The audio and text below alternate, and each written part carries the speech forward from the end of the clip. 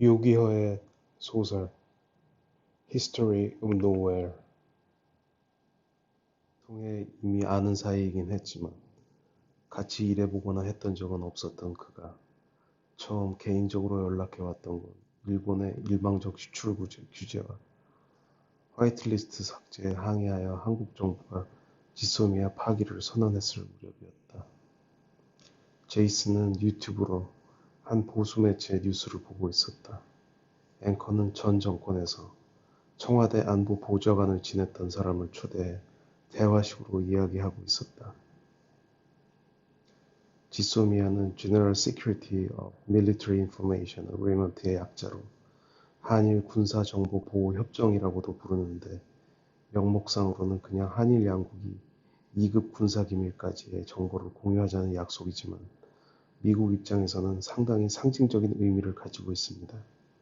즉, 장기적으로 미국이 해외 군사 지원을 대폭 축소하면서도 각 지역에서 최소한의 이권을 지키기 위해서는 기존 동맹국들 간의 긴밀한 협력이 지극히 중요하다는 것이죠.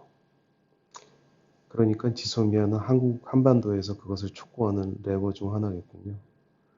그렇습니다. 좀 더 구체적으로 극동아시아 안보의 부담을 한국과 일본에게 떠넘기면서도 미국이 이해관계의 보호 목적으로 양국의 영향력을 행사하려면 꼭 필요한 수단인 거죠. 그러면 한국이든 일본이든 지소미아를 각각 자기들의 정치적 수단으로 활용하는 건 미국 입장에서 곤란한 일이겠는데요. 용납할 수 없는 일이죠.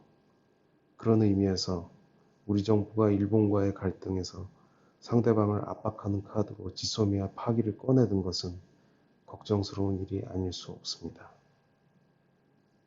마치 동시에 같은 동영상을 보기라도 하고 있었던 것처럼 뉴스가 끝날 무렵 샬라코의 전화가 걸려왔다.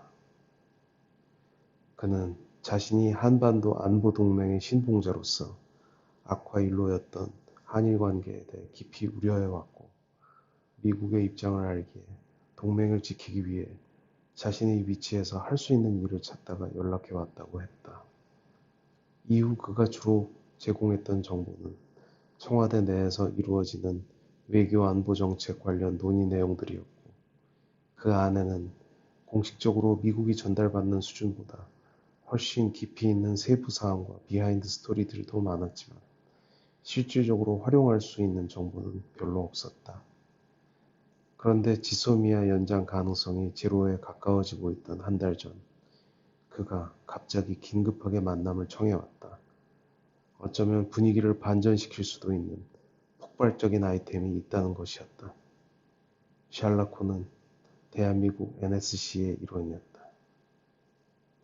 1963년에 개설된 국가안전보장회의는 이름 그대로 안보와 관련된 대외, 군사, 대내 정책 수립에 관해 대통령에게 자문하는 기관으로 대통령 본인, 국무총리, 외교통일 국방행자부 장관, 국정원장, 비서실장, 국가안보실장, 제1, 2차장과 특별보좌관으로 구성되어 있었는데 샬라코는 특별보좌관의 스태프 중에 하나였다.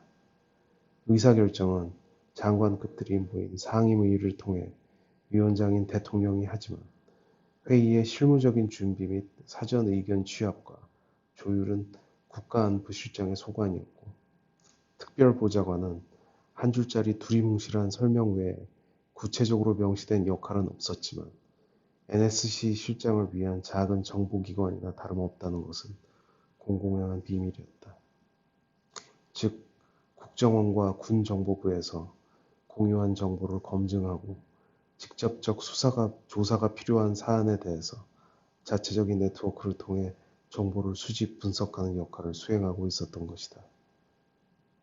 대통령의 최측근인 특별보좌관은 중국 통이긴 했지만 사실상 외교나 정보에 대해서는 아는 것이 전혀 없는 정치인으로 실무는 전적으로 넘버2인 샬라코에게 의존할 수밖에 없었고 후자는 정보기관들이 제공한 모든 정보들은 물론 전자를 뒤에 업고 필요시 정부 요인들의 개인 신상이나 동향같이 민감한 정보까지 수집할 수 있는 위치에 있었다. 그런 그가 먼저 접촉해 왔을 때 제이슨은 재밌게 들으셨는지 모르겠습니다. 요기허의 소설은 예스24에서 구매하실 수 있습니다. 감사합니다.